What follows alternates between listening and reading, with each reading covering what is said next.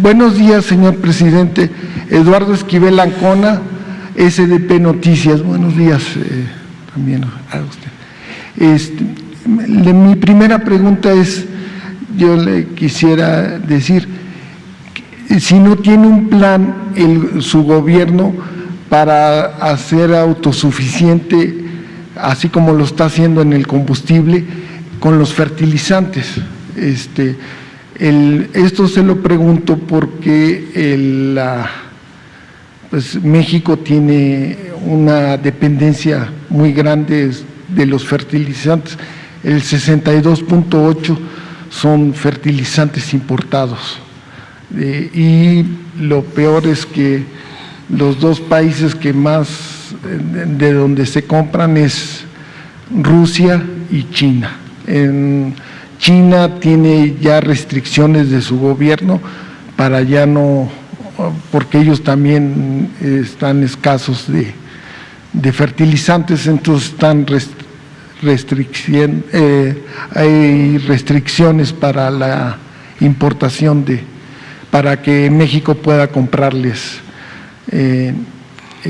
fertilizantes, y Rusia, que es el mayor proveedor del extranjero de fertilizantes, pues está atravesando con un problema muy grande. México llegó a ser potencia en química, en petroquímica secundaria en los años 80, pero vinieron las privatizaciones, se privatizó Fertimex, Guanas y Fertilizantes, se quedó sin un desarrollo para estos productos. Actualmente son 4 empresas muy grandes las que comercializan tienen este negocio de la importación y la comercialización de fertilizantes. Entonces, esa sería mi pregunta. Sí, es cierto todo lo que dices. Teníamos una industria de fertilizante y éramos autosuficientes, pero con la política neoliberal pues se destruyó toda la industria petroquímica que se había construido durante varias décadas. Se destruyó durante el periodo neoliberal todas las plantas, incluida la industria de los fertilizantes, que nos permitía ser autosuficientes. No alcanzaron a hacer lo mismo, aunque lo intentaron, con la refinación. O sea, acabaron con la petroquímica. México era ejemplo mundial en la industria petroquímica. Y quisieron también destruir la refinación. No solo no hicieron una nueva refinería en más de 40 años, en el periodo neoliberal, sino dejaron que se arruinaran las refinerías existentes. Incluso empezaron a vender al interior de las refinerías plantas. No les dio tiempo de acabar con la refinación. Afortunadamente estamos levantando la industria de la refinación del petróleo para producir las gasolinas, enfrentando todas las mentiras que usaron durante muchos años de que era mejor vender petróleo crudo que que producir las gasolinas, que podíamos comprar las gasolinas, ¿no? Y así dejamos de ser autosuficientes en gasolinas y empezamos a comprar gasolinas. Ahora queremos ser autosuficientes, como lo fuimos hasta los años 80, que toda la gasolina que consumíamos se producía en México. Entonces, ahora es un proceso de reconversión, por eso estamos rehabilitando las 6 refinerías, mejorando su capacidad de procesamiento. Por eso se adquirió la nueva refinería, se compró la refinería de Shell, o la parte que nos faltaba. Ya tenemos esa refinería. Estamos construyendo la nueva refinería de Dos Bocas, que la vamos a inaugurar en julio, o va a empezar a operar en julio. Estamos construyendo una coquizadora también para producir gasolinas en Tula, que había quedado inconclusa, y pensamos que para el año próximo, a finales, ya vamos a estar produciendo toda la gasolina que consumimos. En el caso de los fertilizantes, pues se destruyó por completo, ¿no? Todo lo que era Fertimex. Vendieron las plantas, bueno, una de esas plantas que vendieron fue la de agronitrogenado, y otras, la que produjo la denuncia sobre corrupción en Coatzacoalcos, y también reservas de piedra fosfórica en minas de Baja California Sur, y plantas también que se adquirieron después de que se habían entregado en Lázaro Cárdenas, Michoacán. Quedó todo desmantelado, en el abandono. Entonces estamos levantando las plantas de fertilizantes. No nos van a permitir, aún rehabilitándolas, estamos invirtiendo. El señor Ancira ya pagó, de los $200 millones, ya pagó $50 millones, y eso se está utilizando para rehabilitar las plantas de fertilizantes, pero no nos va a alcanzar. O sea, es mucho el déficit, el faltante. Acaba de hacerse una consulta para que en Sinaloa se pueda instalar una planta para producir fertilizantes.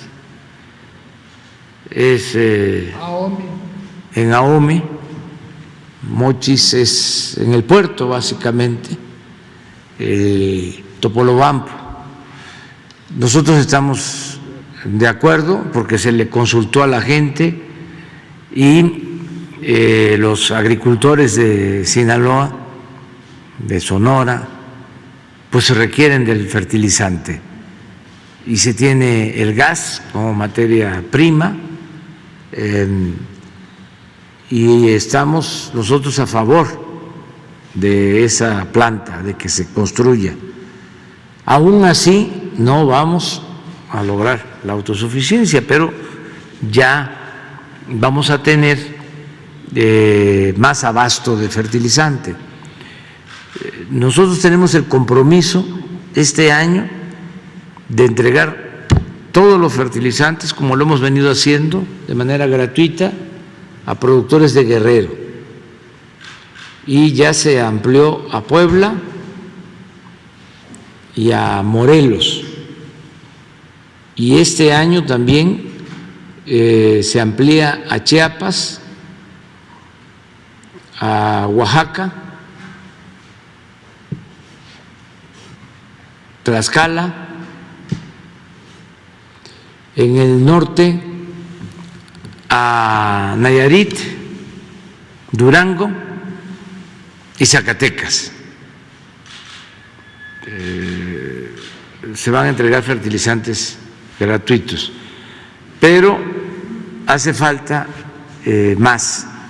Como me pides si hay un plan con este propósito, me pides que yo informe, tenemos un plan y me gustaría que lo presentara tanto el director de Pemex como el secretario de Agricultura, que les explicara qué estamos haciendo en materia de fertilizantes.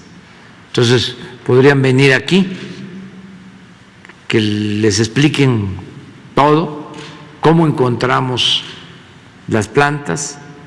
Ya estuvo en una ocasión el director de Pemex, pero que lo enfoque más a la posibilidad de producir fertilizantes y ser autosuficientes para producir los alimentos, porque es importantísimo. Y además hay un costo extra si suben los fertilizantes, como está haciendo ahora, hay carestía y hay inflación de productos básicos, ¿no?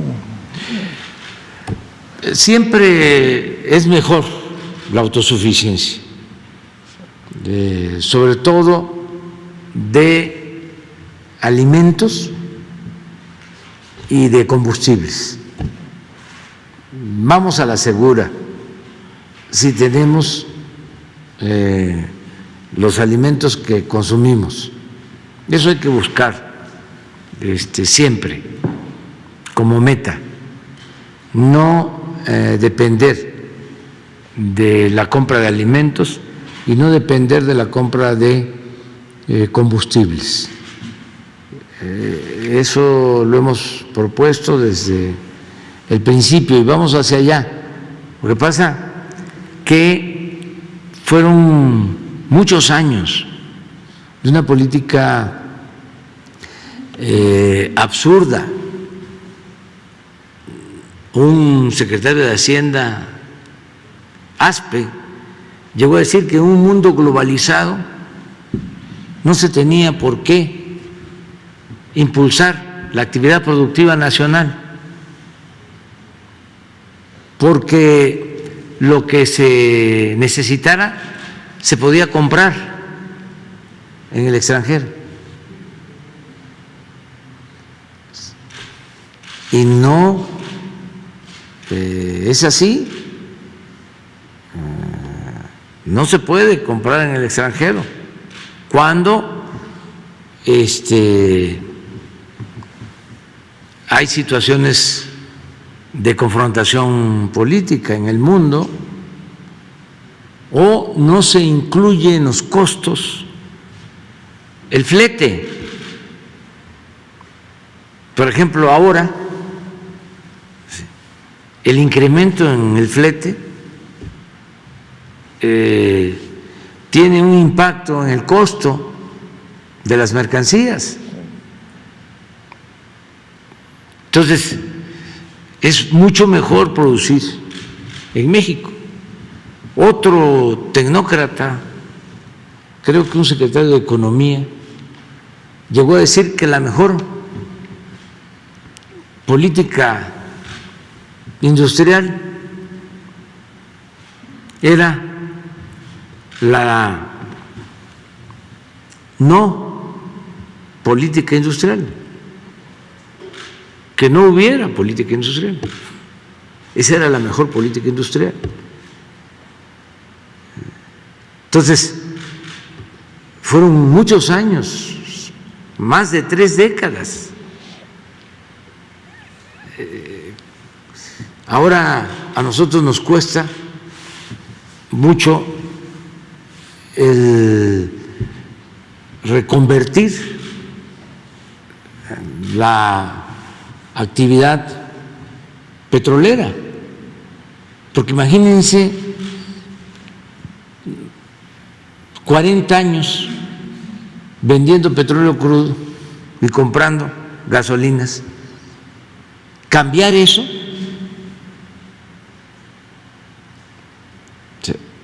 y producir aquí las gasolinas, no vender el petróleo crudo, no es un asunto nada más de política económica, de política petrolera, es un asunto también de mentalidad, porque se insistió mucho,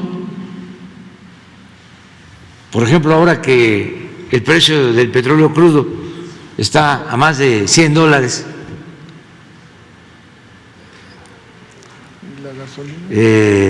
¿qué se plantea? Pues saca petróleo, si te cuesta 10, 12, 14 dólares extraer un barril y los vas a vender a más de $100, pues es un gran negocio. ¿Qué vas a estar refinando? No saben que aún cuando la ganancia no es la misma, porque extraer petróleo significa eso, es una actividad extractiva, no se le paga renta a la naturaleza, por eso esa utilidad. Es como la minería, como cualquier otra actividad extractiva. Entonces ya la refinación, pues ya es la utilidad es menor, pero nos da independencia el tener nosotros los combustibles, y además no perdemos y se generan empleos en el país. Les voy a poner el caso de Tabasco. Durante 40 años era de los estados con más desempleo. Los tabasqueños, como otros habitantes del sureste, veracruzanos, chiapanecos, oaxaqueños, se tenían que salir a buscarse la vida porque no había trabajo en esos estados. En todo el periodo neoliberal, yo creo que se fueron cerca de 2 millones de veracruzanos, abandonaron sus pueblos a las ciudades fronterizas donde había empleo, Juárez, Reynosa, y del otro lado de la frontera, el caso de Veracruz. Pues los tabasqueños, ¿a dónde se fueron? Chiapanecos, muchos de Oaxaca, de Guerrero, a Quintana Roo, porque allá había empleo, crecimiento de hasta del 10-12% anual, ahí había trabajo. Ahora que estamos rescatando Pemex con los trabajadores petroleros, con los técnicos petroleros, Tabasco es de los estados con más empleo. A ver si tenemos la información sobre empleos de febrero del Seguro Social. Eso nunca se había visto. ¿Por qué? Bueno, porque estamos construyendo una refinería, están trabajando hoy 30,000 obreros, solo en la refinería. más otras Y es el actividades. Entonces, sí nos conviene más producir nuestros combustibles, sí ganamos, es empleo, ¿sí? Y es mantener bajos los precios de los combustibles y ser independientes. Imagínense si no va a suceder, pero si Estados Unidos decidiera que no se vendiera gasolina a México,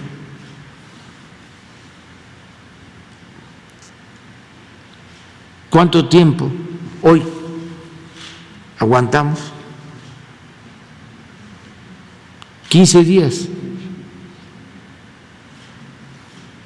Porque estamos comprando de Estados Unidos, el 70. debemos estar comprando como 300, 400 mil barriles diarios de gasolinas. Más del Entonces, sí, estamos comprando como el 60% de lo que consumimos.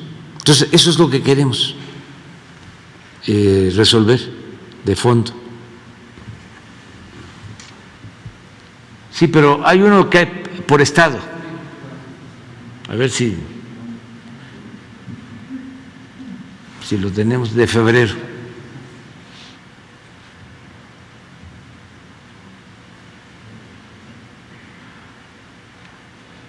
Aquí está, pero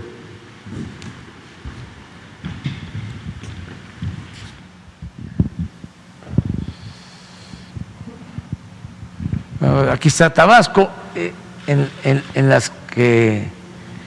las positivas. Estas son.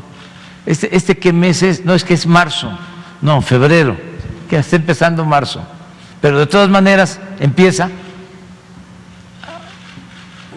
arriba. Y estos estados están empezando, pues están abajo, comenzando marzo, pero a ver febrero, que completo. Esto es lo que nos sirve de guía para saber cómo vamos, ¿no? Es importante que se sepa que febrero fue récord en creación de empleos inscritos en el Seguro Social, trabajadores inscritos en el Seguro Social. Febrero, desde que se tienen datos, es el más alto, el mes pasado. Alrededor de 170,000 nuevos empleos. Esto es para... Aquí está. Sí, mire, este es febrero. Si vemos, solo 4 estados estuvieron abajo y 28 arriba, pero lo que les comentaba, por aquí debe estar Tabasco, mire, nuevos empleos Tabasco, 1.04 de incremento. Sonora es el primero, Tabasco segundo en febrero. ¿Y qué pasaba en Tabasco? Pues no era eso, no se daba así. Y ya los estados desde luego Yucatán, Tabasco, Puebla, Quintana Roo siempre, esto es muy importante porque esto es recuperación del turismo.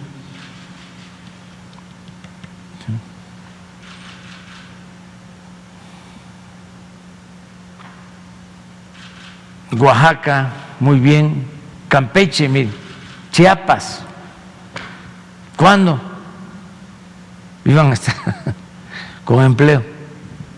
Porque se está atendiendo el sureste y se está buscando la autosuficiencia en el caso de los energéticos. ¿Y se seguiría comprando fertilizantes a Rusia? Sí, el asunto no solo es la dependencia, sino el incremento de los costos. Están aumentando mucho los alimentos, aumenta el fertilizante y, repito, el flete está teniendo mucho incremento. Entonces, tenemos que buscar la autosuficiencia. Es una concepción distinta, es que se produzca lo que consumimos, producir lo que consumimos, apostar a eso, no lo que sostenían los tecnócratas, que en un mundo globalizado se puede comprar lo que se requiere y no se toman en cuenta otros factores que tienen que ver con el empleo, que tienen que ver con los costos del flete y que tienen que ver con la independencia económica de nuestro país. Entonces, eso es lo que podría decirte, y voy a invitar al secretario de Agricultura y al director de Pemex para que les expliquen cuál es el plan sobre fertilizantes. Sí. En una segunda pregunta, presidente, ¿qué va a hacer el gobierno? Porque el conflicto entre Rusia y Ucrania pues también nos afecta no solo en los fertilizantes, nos está afectando en el maíz, sobre todo porque tenemos mucha importación de maíz, de trigo. El trigo también nos está afectando, esta importación de Ucrania y de Rusia nos está afectando, y de la cebada, ¿no? Que es un insumo para la cerveza. Ya la Asociación de Cerveceros de Tamaulipas ya dijo que va a haber un aumento, porque creo que la cebada es el 80% la produce en el mundo, la produce Ucrania. Entonces, ¿qué se va a hacer? Ayer usted hablaba de algo que a mí me pareció muy importante, de una regionalización. Entonces, no sé, Pues eso es lo que estamos proponiendo al gobierno de Estados Unidos, el fortalecer toda la actividad productiva comercial en América del Norte en una primera etapa y luego en toda América. Ayer hablé de eso con Lula, de cómo pensar no solo en el sueño bolivariano de la integración de América Latina, del Caribe, sino de la integración de América. Es un cambio de política. Se ve como algo muy difícil de lograr, porque durante 200 años ha habido una política de falta de respeto hacia los países de América y también de mucha desconfianza hacia países fuertes. Entonces tenemos que buscar un acuerdo, y como sucedió en Europa, que primero fue Comunidad Europea y luego la Unión Europea. Lo mismo en América. Y tenemos mucho potencial para ser autosuficientes, para producir en América lo que consumimos en América, no depender de otras regiones del mundo. Tenemos fuerza de trabajo, tenemos tecnología, muchísimos recursos naturales,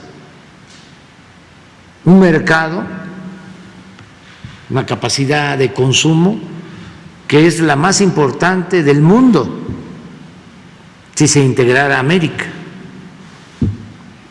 El ingreso per cápita, el ingreso por persona en América es superior al ingreso per cápita en Asia y en Europa. Entonces, ¿por qué no la integración con respeto a nuestras soberanías? Llegar a un acuerdo. Primero, América del Norte. Eso lo estamos planteando. Además, es necesaria la integración, porque de lo contrario, ya lo vimos ayer, en lo productivo y en lo comercial va a seguir aumentando el rezago con relación a Asia y en especial con relación a China. Eso no conviene. Necesitamos mantener los equilibrios. Así como no estamos por guerras comerciales, tampoco podemos quedarnos con los brazos cruzados cuando hay un crecimiento desmedido de una región que se puede convertir en una amenaza de dominación. No queremos hegemonías, ni en lo económico, ni en lo político, y mucho menos en lo bélico. Entonces, son importantes los equilibrios. Y eso es lo que estamos queriendo que se acepte en el caso de Estados Unidos, de Canadá y en toda América. De eso hablamos con Lula ayer y va a requerir de convencer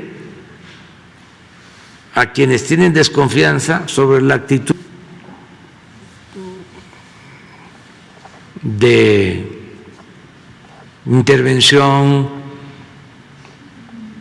de falta de respeto a las soberanías y de convencer también a los que han sido hegemónicos de que ya no es el tiempo de antes, que ya no es el tiempo de los espías y de la promoción de los golpes de Estado y de poner y quitar gobernantes a su antojo, lo de los bloqueos, todo esto que se usaba en la Edad Media, ya no puede ser así. Tiene que llevarse a cabo un cambio, que es complejo, sí, pero para eso están los diplomáticos y los hombres de Estado, los hombres de nación, pero sí es necesario un replanteamiento. Y ayer hablábamos de algo que es importante, no estar pensando, yo creo que una de las enseñanzas mayores del auge económico en China es que ellos tienen una planeación de mediano y de largo plazo. Y ayer hablábamos de eso, no pensar en la próxima elección, cómo ganamos en la próxima elección, no, pensar en la próxima generación.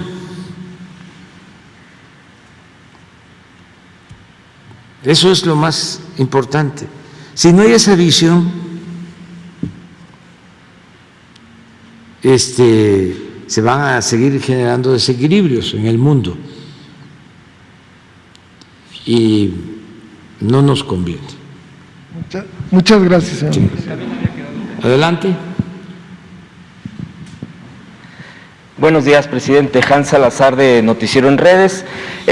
A propósito de estos temas que ha mencionado y que se han tocado el día de ayer, el día de hoy, en 1991, en la época mayor del saqueo de la nación, siendo presidente Carlos Salinas de Gortari, firmó un decreto presidencial donde instruyó a Pedro Aspe Armella, en ese entonces el secretario de Hacienda, estaba ahí también Gil Díaz, Arsenio Farel Cubillas, Dante Delgado, gobernador del estado en ese momento de Veracruz, crear una auditoría fiscal para embargar cuentas bancarias, edificios y todo el patrimonio del Sindicato de Maniobristas, Unión de Estibadores y Unión de Checadores y a la empresa Servicios Portuarios de Veracruz. Esto tiene que ver precisamente, presidente, con lo que ya se ha planteado aquí, que se descubrió esto de pues la privatización concretamente del puerto de Veracruz hasta incluso 100 años y que usted ha dicho que, bueno, pues se dio esa ampliación, primero fueron 50 años y se dio esta ampliación antes de que terminara el gobierno de Peña Nieto.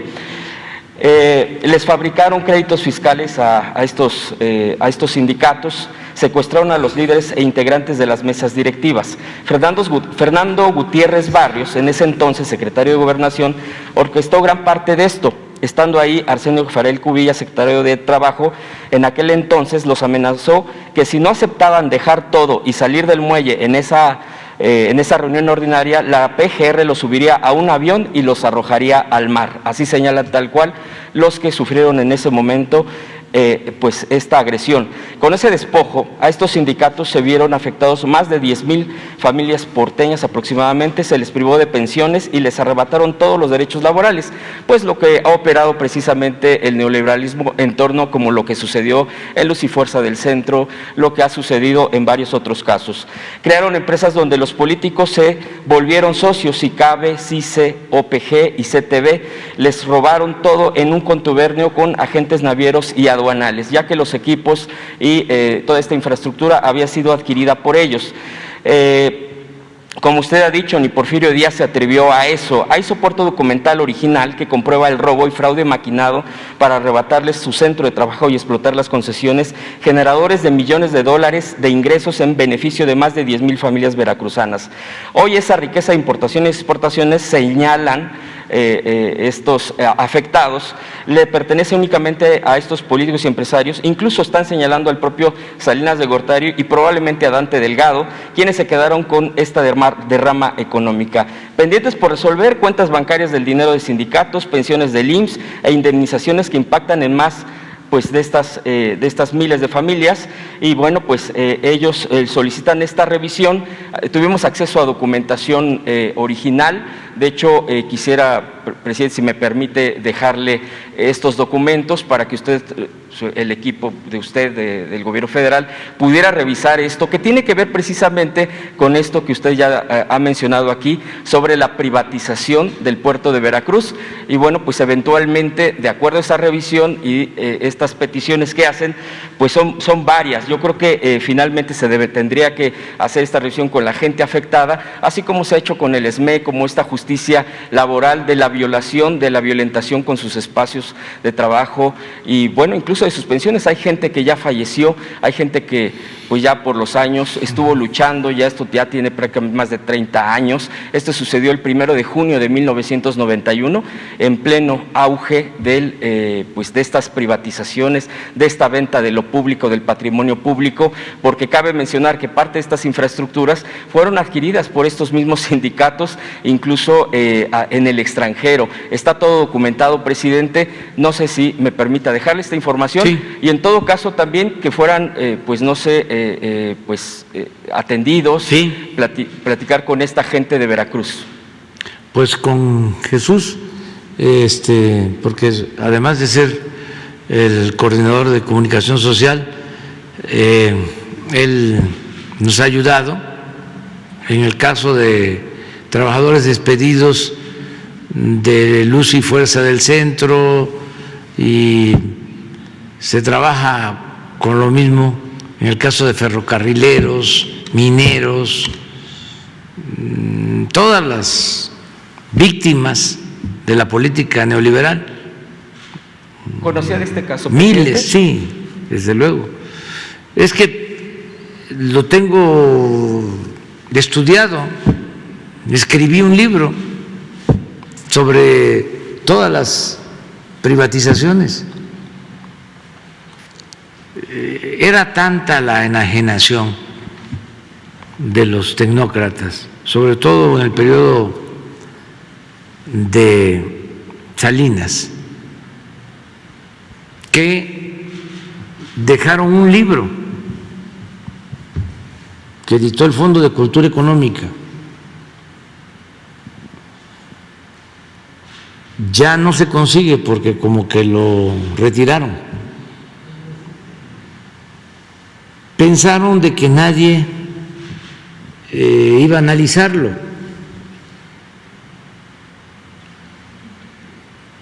O que estaba bien, porque también es un asunto ideológico. Lo que para uno es malo, para otros es bueno. En ese entonces se aplaudía a Salinas. Salinas llega mediante un fraude y al año de estar en el gobierno tenía una aceptación altísima, porque empieza con una política de privatización, aglutina a los de arriba, controla los medios de información,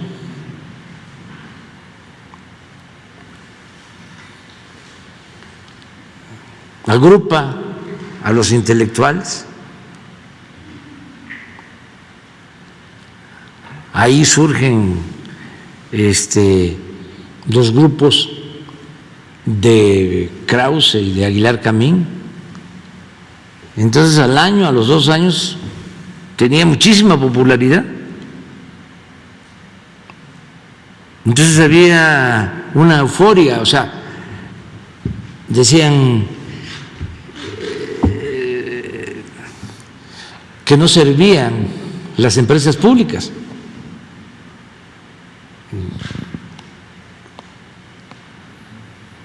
Al grado de que cosas que no se ven ahora, ¿no? Si se demoraba un vuelo de Mexicana, hacían un mitin. Son unos ineficientes, no sirven para nada, cuando las empresas eran públicas, porque crearon ese ambiente. Casi linchaban a los trabajadores en los retrasos, las demoras, cosa que ahora no sucede, porque pues ya las líneas aéreas ya están privatizadas y ya no hay esa campaña. En el caso de Teléfonos de México, que no servía, que era muy malo el servicio, que caro. Prepararon el terreno.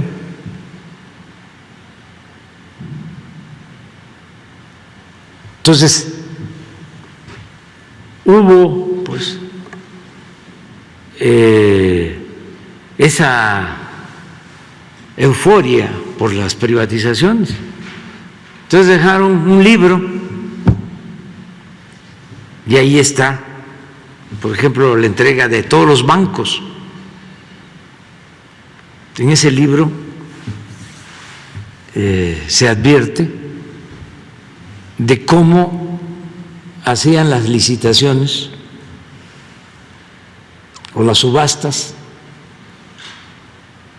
Le entregaban a Roberto Hernández Banamex porque quería quedarse con Telmex y le ganó Slim.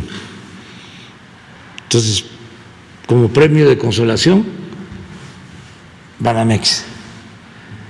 Pero cuando convocan a la licitación de Banamex, el que quede en segundo lugar le entrega Bancomer. Y cuando convocaron a la licitación de Bancomer, al que quedó en segundo lugar, le entregaron Serfín. Pero claro, siempre a los segundos lugares. Y está en el libro. Entonces lo tengo estudiado, analizado. Por eso hablo de que fue el saqueo más grande en la historia de México. Y además,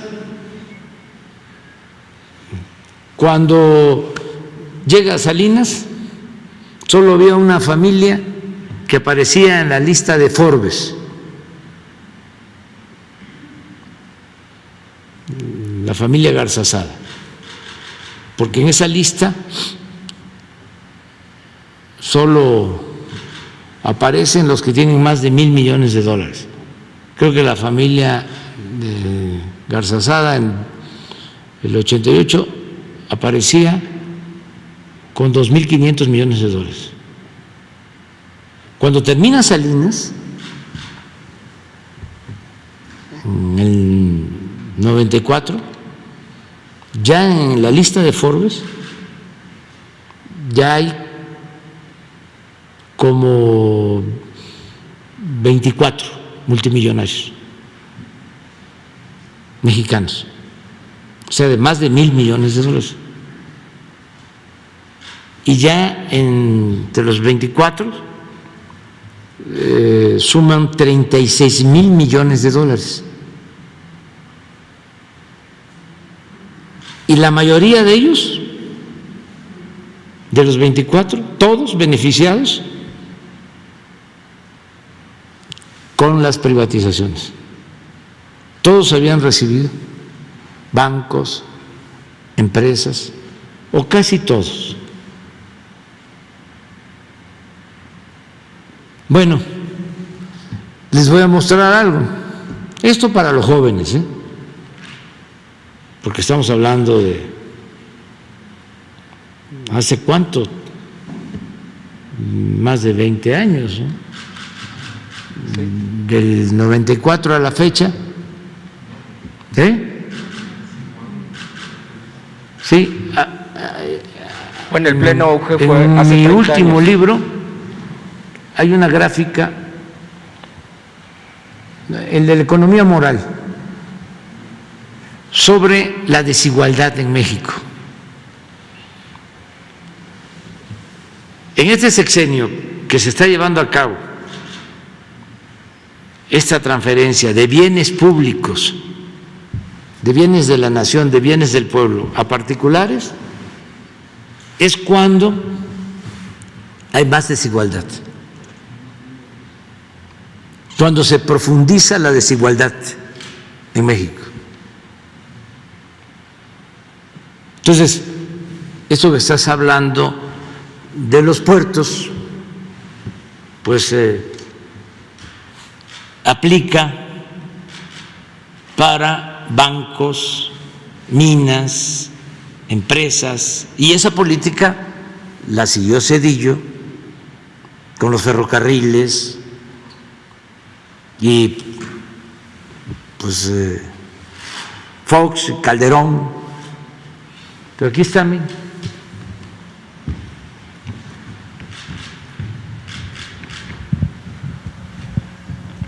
Este es el último año de Salinas.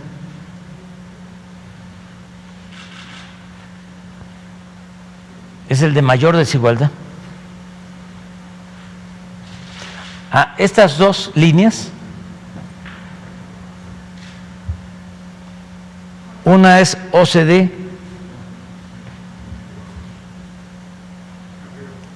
aquí, Banco Mundial,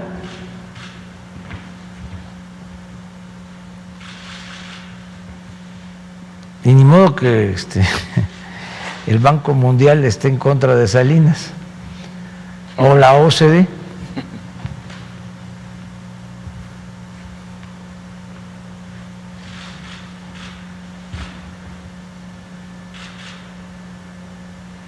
Entonces, no es lo nuestro nada personal, es que esto, si analizamos esto y ponemos una gráfica sobre salario, es más, pon la gráfica de salario de Carlos, de salario mínimo. Aquí está de 84 al 12, ¿no?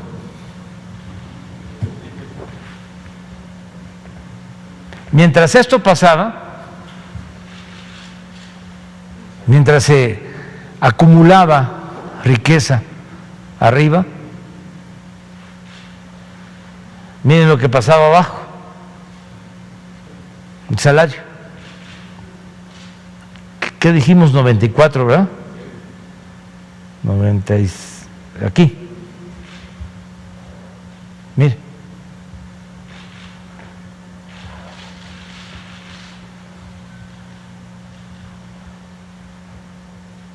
El salario. La creación, acumulación de riqueza arriba y pobreza abajo. Pues esto es la diferencia. Y aquí está la diferencia.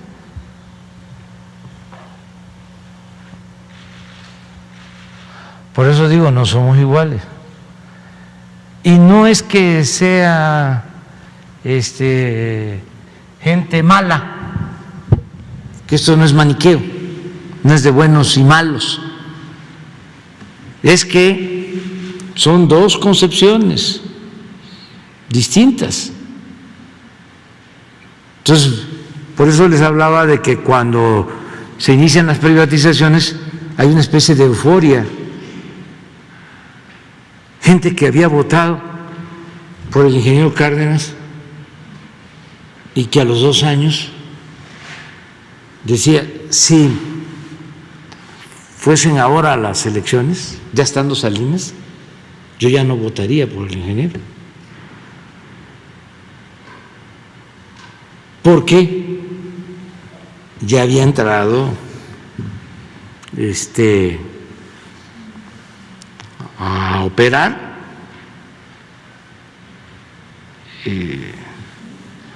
todo el aparato.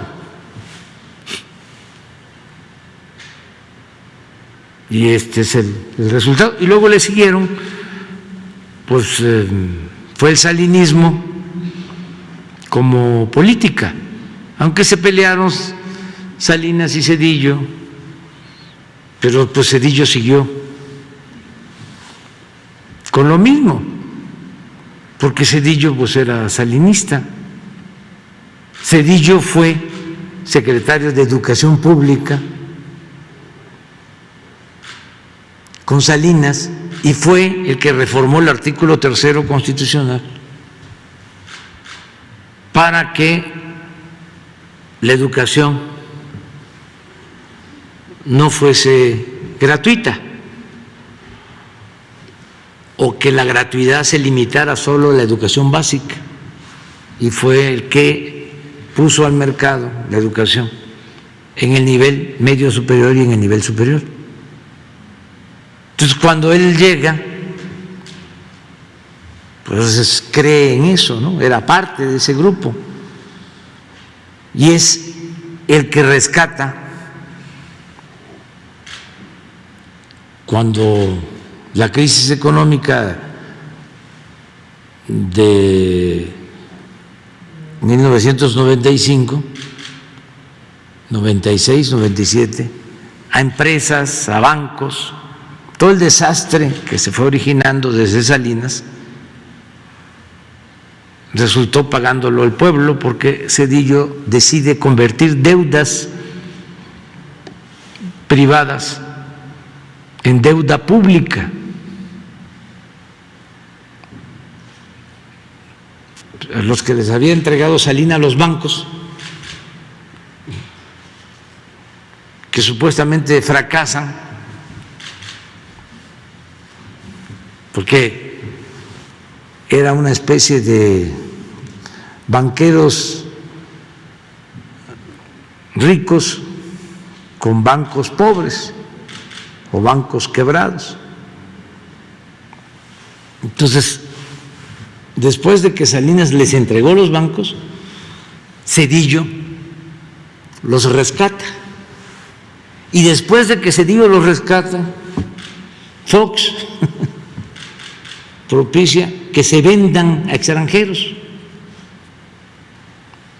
y no pagaron ni siquiera impuestos después que fueron rescatados con dinero público, con una deuda que todavía se tiene de $1 billón y se han pagado pues de intereses nada más de esa deuda otro $1 billón. Entonces, cuando viene la crisis de la pandemia, querían que yo hiciera lo mismo.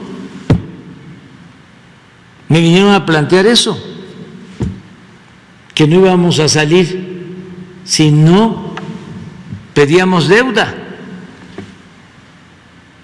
¿Por qué no pones la gráfica de la deuda de los países con la pandemia? Dijimos, no, me pidieron dos cosas: que endeudáramos al país para dar créditos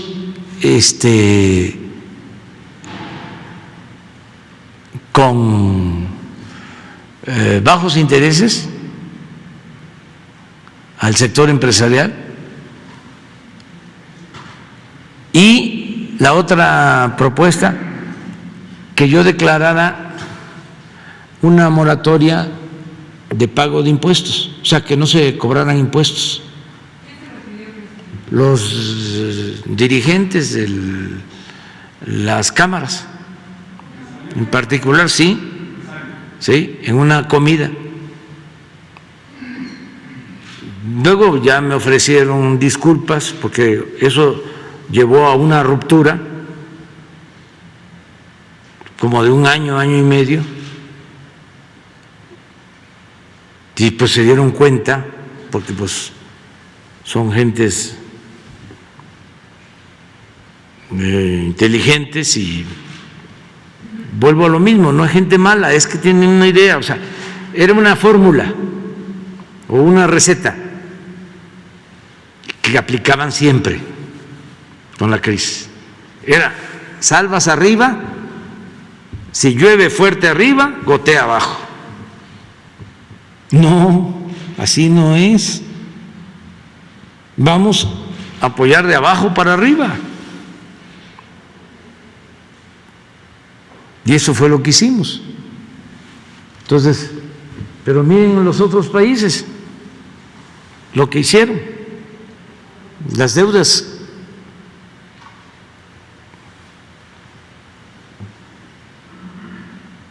que contrataron.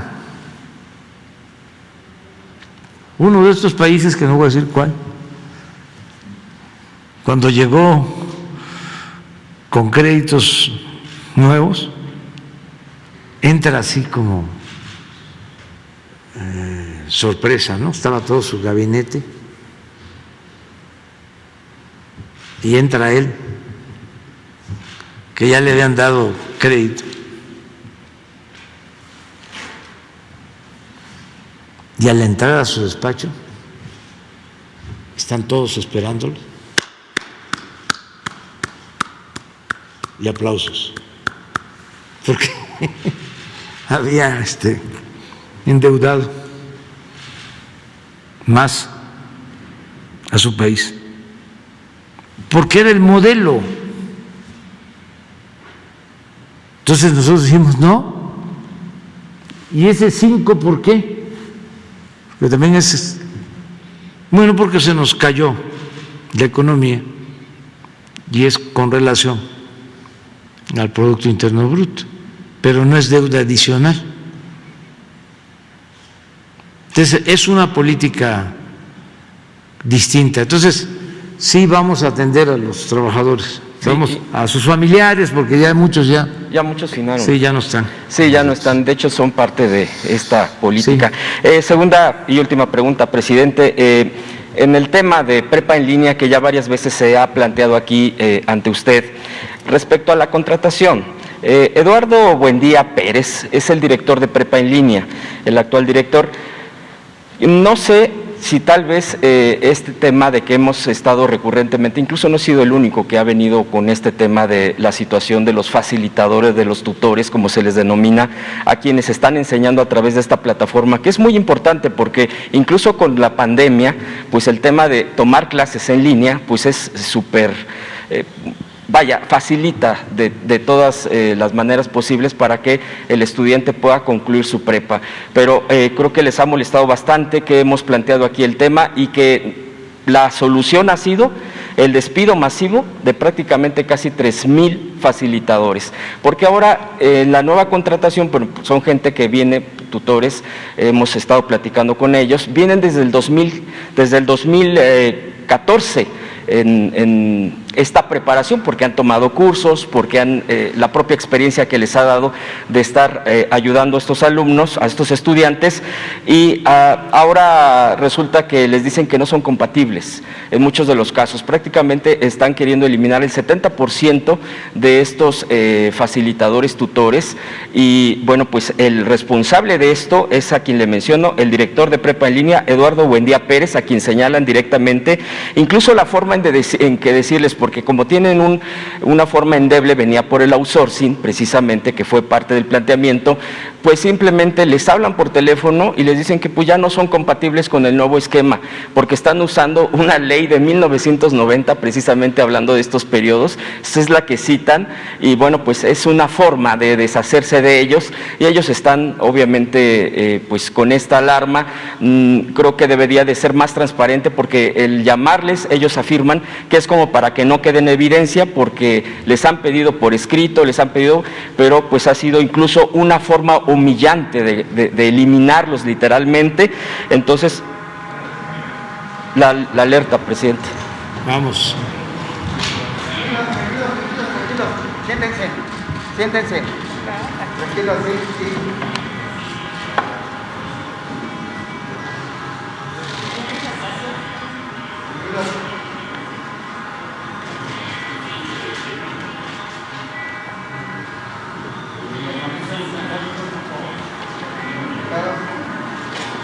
Sentados, preparen sus cosas, por favor.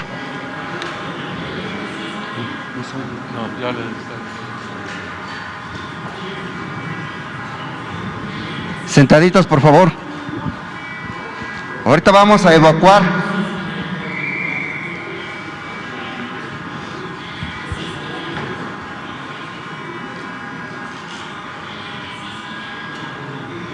Permanezcan sentados, por favor.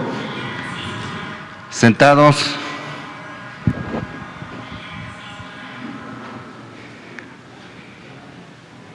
Sentados.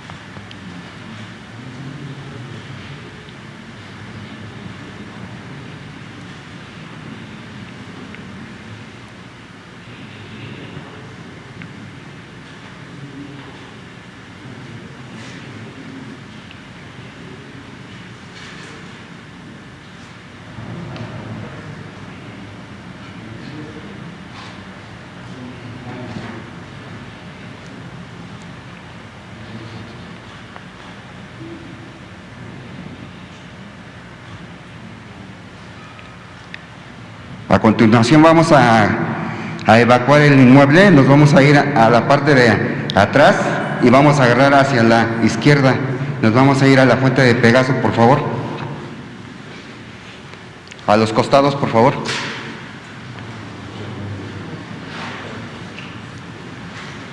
A los costados.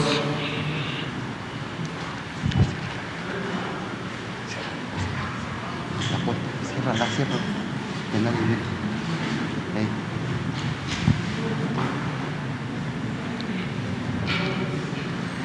No, estás así. Ya nadie va a salir, ya nadie.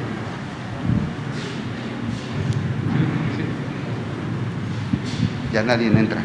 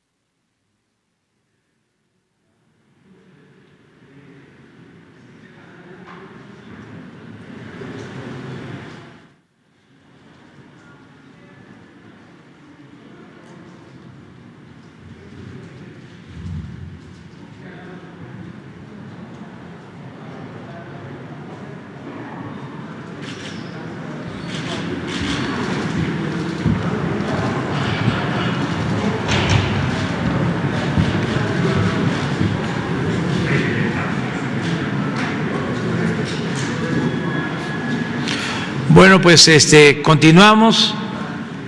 Afortunadamente no se están reportando por el momento daños graves por el sismo. El epicentro se registra en Isla Veracruz. Se sintió en Oaxaca, sobre todo Tuxtepec. Hay quienes sostienen que también el epicentro se da en Tuxtepec. Todavía no hay mucha información. Esto es lo que se está informando en preliminar, una magnitud de 6.2 a 2 kilómetros al sureste de Isla Veracruz.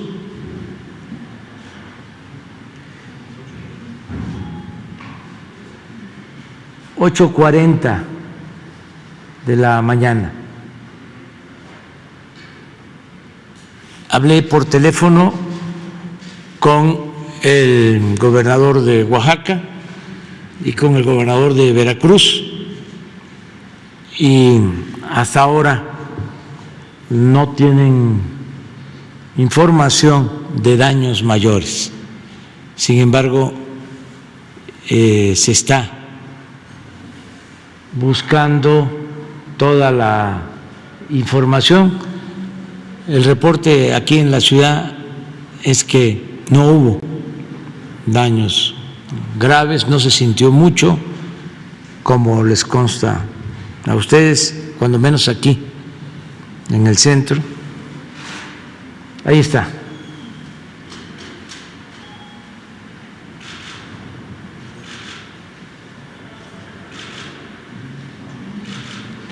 ¿Por qué no pones un mapa de Veracruz y Oaxaca? Es muy cerca de la cuenca del Papaloapa, esa es la región.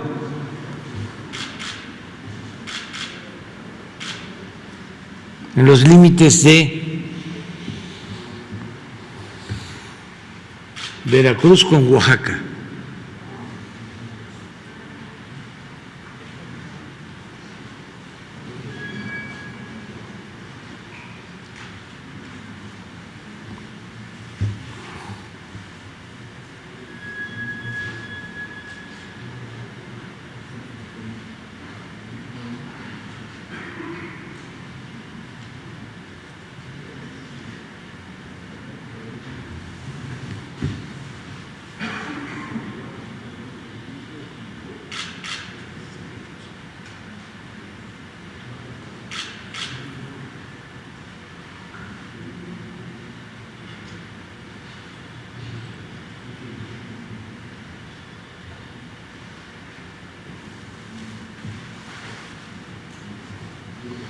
En esa región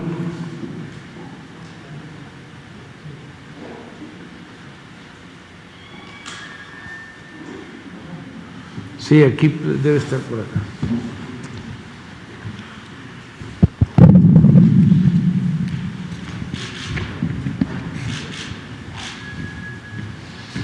Debe estar, aquí está Tuxtepec, aquí está no la veo por aquí. Aquí, al lado de Rodríguez Clara, Villazueta. Acá están los Tuxtla. Esta es una zona de sierra, pero aquí ya es planicie, hay menos sierra alta.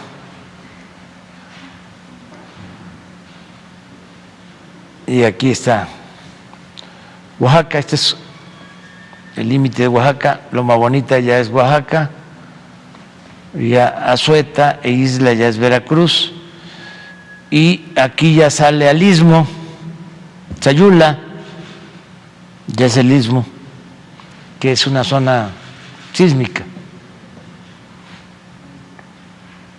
Si fue aquí, en Isla. Aquí no hay edificaciones grandes.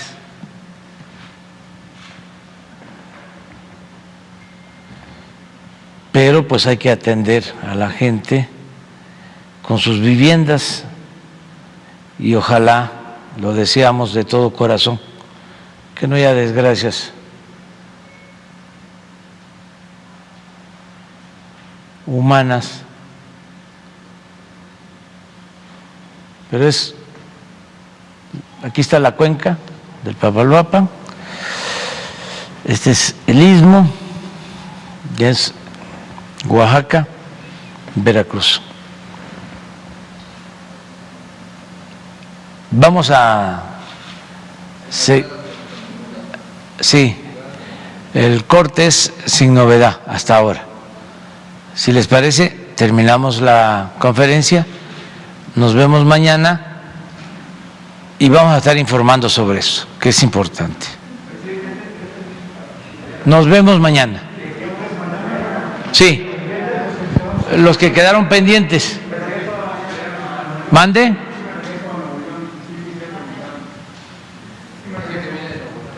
Vengo de allá. Mañana. Sí, pero es que esto es muy importante, lo voy a atender. Mañana. Sí.